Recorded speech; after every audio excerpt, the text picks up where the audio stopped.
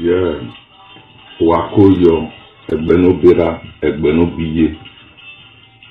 Ivie doniro wa, kivie donirisi. Wa, emi agugwa. Ono ogugwa gwana, o efosa, nobi makido, nobi dansa. Owa nobi yoboye, nena nawe ya, idogugwa gwana, ona ekins omo edo. The general overseer. Matter no kiakedori ade. Esi mawaru we mawaru de ba ni wa we battle evian. But in your plan do adi me we. The one so re we bona. Erin awowa enogi no. Erin awowa ofanu no we gwa. But abun pa dore odo asukpe die do ya. Wana no ivi okane ivi enogi ni are we bo. If we saw it were a day by come to Yagberadon, Ashe, and which is very bad. If we were not Milago, do Yago, when we are west of Ameno, or a chief, or a red boy, or a nogi, we show it, we commit you. Where I do ya we muboto, near we muboto because of one of an everywhere mujoni, we will yank Benny, or we mubotoni. For that reason, I tell him, I see you silly, a woman.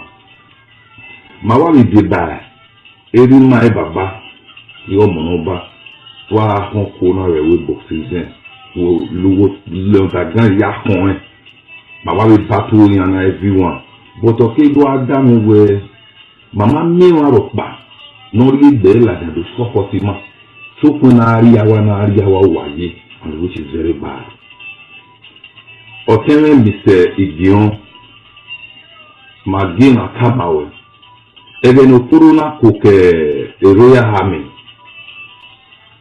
A royal army, a cook a royal army, Okoro, Mana boy. My colleague, Mana don't know where of Mr. Okoro. The new cocoa, a royal army. We don't imagine. Menaka where a lamoguma to from the Sonia.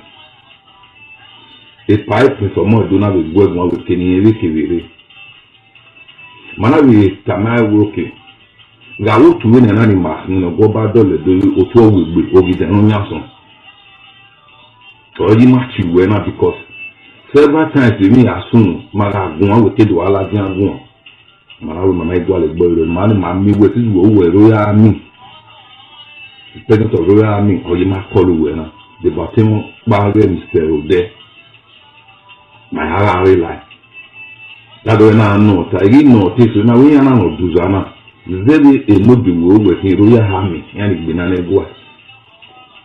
Macari Laden, so we are going to like Dunari, where you and I don't know for what.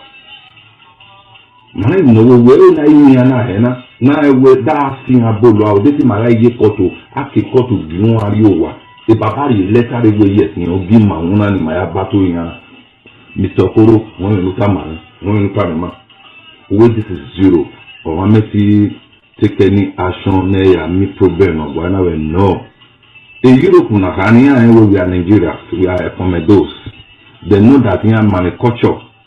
Anybody who running facilitate is a normal keke. We have the right not devoted down. Now, for that word Lutani, that means you are no original chief. In this time, you are no original chief. So, any my hand the matter, we must send any master the data to my mama send the gear because my dog will. A Kenana you know for Mama ona you feel more because a doing market university is American and two. Utu no go bad do in American. Mama only my year Uzagia.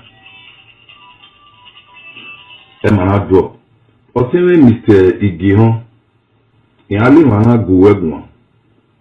As the Royal Army, were one of the members according to the way Mr. Okoro, or with that when he given the Mede. Wagba opened the Royal Army, which is in Wahopun, is nowhere approved from the for the kingdom. When I practice a webo. Why practice a way amen? Ema no little why do the Royal Army. Why do I the Morocco, why Jonah call to the Pisokoro? But now when Pisokoro we get one, I don't know where I'm not prove as a Royal Army. I want to deep in the Mataya no Korota. Amaru Doima. Little Korori Doima, Martin Minane. Martin Minane. Magwalo there. But when peace ogun ugboro we no problem inana I don't know where I'm not prove maho were o mede idion o mede no wado tam mane do egen wake o pese Royal Army na deni opa no wa ya gbina ne do webo deni opa no wa ya chief ni ye do no webo apart from Ali ke ya ba ma oge no marketing. Larry, my good brother, una trusted where you are from, royal family. Una trusted where the cattle ye. My good brother, you well at the hand had buna nedo zeve the cattle no ujeni. Who will not believe where we cattle away. You well at the nedo. We are Naya from the wide power. A king will do not mistake, you know. The Bamede Wado Tami Manedo, Waliaka Meboa. Awe, a Royal Army Wakoko in Waya, they do a higher for Mary Bell in Wani Yahoo, we don't know. So we won't marry 24 hours in when we say, you know, we were say in Waya, in a Royal Army in Europe, Namagi Wai. Awe in wala selling man wala dio bagbe awe plan awe meeting wala do ma ho mi se gion anomede no wado reveal na mane edo ni Europe de ba Africa wala gwan ye he o ya ga ho igion anomede ere bagidi gidi ni wasie na yere na ne na mu yere do gien Mr. Koro book on one. You know, book on one. Wayagba from a Royal Army. I wish it were a chief of Medewesi or Medewesi who were working and a PC Gon who would PC with him. Okay, Ukmono was so Wajofi Moya Wene. Wajofi Moene, away General Bassett. Oh, Wagije na my brother.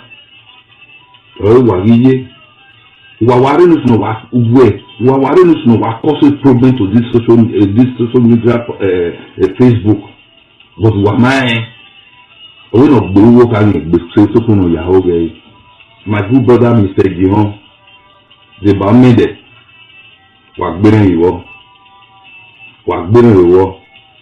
Wa on wa do amwa wagi mani ye do ni rewebo and mama kweyo we ga gele he Gihon with omede ige ti wa le lokoro do webo we ti no gba no Gihon omede wa ari edo do wa ya you love ni Pisokoro we ja wa ya you love that emiti wa go korodo ati Royal Army that emiti owe ori gbe ori nu ena azagi mi Magu wae wa lameni edu ya ave ni opiare ni wa ni na ti afia kedere ade ase Royal Army wa mi fi agboa wa mi fi agbadindan wa mi mu na buwe ero but wa to tayo wa gi ma un wa gi nai ere baba kai ere baba ya gi wa ani baba ma gi wa jere ero no la redo or lawe webo man go dey call you red white dey by man that way they call you red white or different awu mani no biwe uni ma oni maga he na mani ye do ahe na obi hono mede ma oni maga he we e baba la bi ko ware ma oni maga he mana all I yes is from the baba, it's from the baba from the palace Nuwadua una Mama lake in Wauna. For that reason, brother, Malé wana gouwebon. Avec ya, nous wa viola diani. Idion with omede. Wa cause problème ona. Wa cause problème. Wa cause problème. Amu pa muwe ne ulame no wana rajo or se ulame ni manike yo. Because o wa gbogo yo to wana mo big way. Iye do na match and which is very bad. No wa kewu ona. Akanya gele. Akanya miewe edo. Ma so we badima. Eni ya George. Mami o wa no ko ni. Eni ya siwa eni ya George. Anya so we badima wa ni. O wa ri rewe bona no wa we etifi wa hin, episi wa hin. Wa do azo we badima. Lo kinwa wa re mu ameni kawo. Wa re mu ameni kawo. Wa re mu ameni kawo. No money ni cow. Or I can have a meal. So, even in a tablet, and make it in Sana, 1 year ago, the road one is what does on Walla will to what you a don take it or made it. So, it is Dion, they don't think Dion. And we take this again, we want more big for our mother. Who are telling me what I will do? Who are telling me what plan what way I give you, what I yet go and why are you lying? How will I mean what I from what I don't what is where I mean? If any money they do to wash everywhere, if any bomb back here are soon available. What soon I mean? If me and I be a new when I did the earlier, my good brother. Wana di lioni yesu wa di loya mi wa wala fi fake loya mi o ke ni wana ni wero wana wa do ran to e mama so na ni wa tin do lega do agi ma ndu a robi ma wo na no na do ari yo ma no ma ba la re na go da ma mune ma fi be webo e mune e ma fi be webo ma ebi ya fe no funu ma begi ya why ga mugbina ono yobo my good brother why ga mugbina o no yobo la wo chief Prince Gion Anomede your attention is needed wa amagina chiwa why I want to go wale do and you when Prince Gion il a fait vraiment du monde matin when we call it Prince Omoedo because mani yo bien no nya son orewebo oni ngo do ani na manye do yo bien we gelekin call it Prince Omoedo oni no tamawe ko sani oni enu na eri mayanyi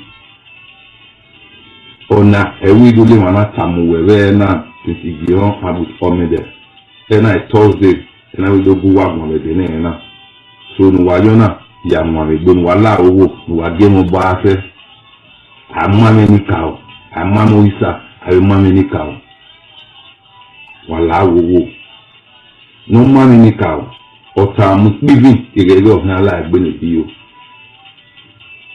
o tanga mu bibi igege la egbe ni biyo so eri le mo na do giwu na samu wana Prince Gion Omede wa nwa ni gbe ye do ni ro wa ni si no maruwe ke gboba no ro wa ke no risi no maruwe wa mari biyo wa to ni biyo mani were bo ma no we gbe na ne gwa no we gbe na ne edo mani were bo ni gbe na ne gwa ni gbe na ne do wa ma wa to e tiri fu wa e ma yi wa emi ya ke ni ya fe na ya gbe na ne egwa gi ma so si enwani eni kawari ejuwa etini eni kawari ejuwa wa igu wa ikun agbona bane eni kaw ma igu bai ma ikun bai no we ni emu ni ma ri eni igu enu dai ma se mo ta nedo